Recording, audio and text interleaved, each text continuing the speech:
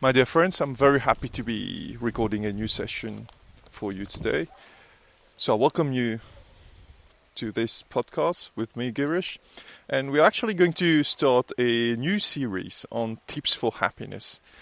Why? Because I think that's the most important thing for everyone, for anyone, in fact.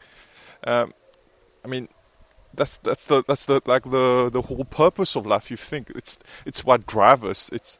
It's what every single act, every single thing we do, every single action is based on whether it makes us happy. And now the problem is we think that the next relationship is going to make us happy.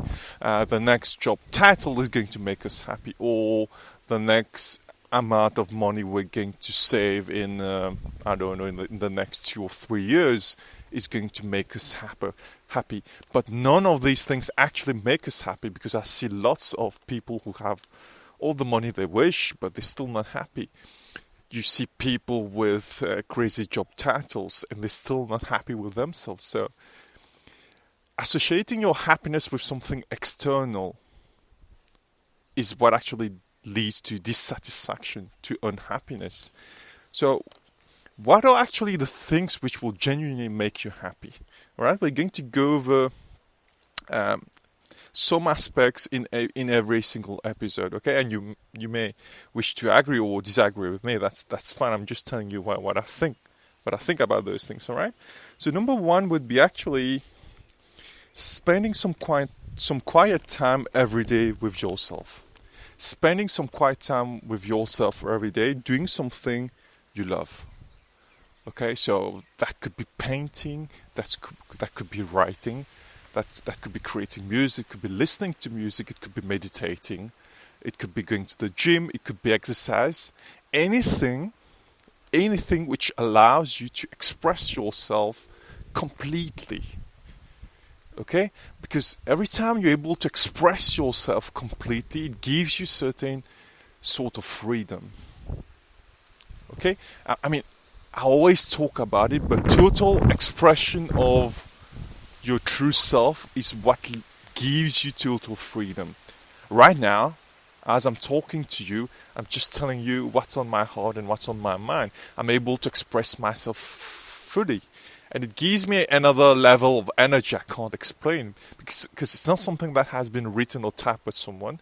It's just something inside of me which I'm pouring out.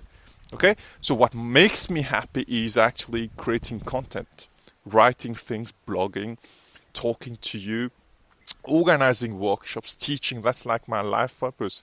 Now, you need to find yours. Okay? You need to find what's the thing that actually makes you tick. And that would be number one. All right? Number two is actually about being mindful. Being mindful about how you behave and speak. Okay?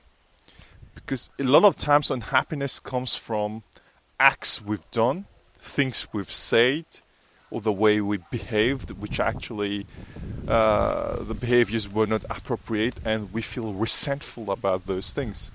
So if you're actually very mindful about how you behave, you will be able to prevent lots of bad things from happening. Because if, for example, if you feel that you're going to get angry and actually say things to people you're going to regret afterwards, you just don't say it. I mean, you won't believe the number of times I say certain things in my head, but I actually did not execute them. A lot of people have said a lot of nasty things to me, but instead of reacting, instead of saying things, they just played in my head, but I just did not take action out of them. So if you can really balance that, I mean, before you actually take an action, you have thoughts which come up, you have emotions linked to those thoughts, but you can actually choose to just unplug, not do anything. Okay? If you can actually reach that level, you're going to reach another level of happiness, because you're not going to do anything which you're going to regret about afterwards. Okay? So on your own, you should be really be mindful about what goes in your mind, and you should always try to act, speak, and think in constructive ways. Because I always say it, in this world, We don't need people that create more problems. We need people who solve problems. So every time I see people talking about problems, because they're wired to talk about problems and they're not actually thinking about how to solve, but they just enjoy. I mean, people just enjoy talking about problems without the intent of solving them, and it just makes me sick. I see lots of people talking about problems, talking, and the intent to solve them is not there. They just enjoy talking about problems. That's why you see that people they thrive on reading on negative things in media or watching TV, which is about negative things.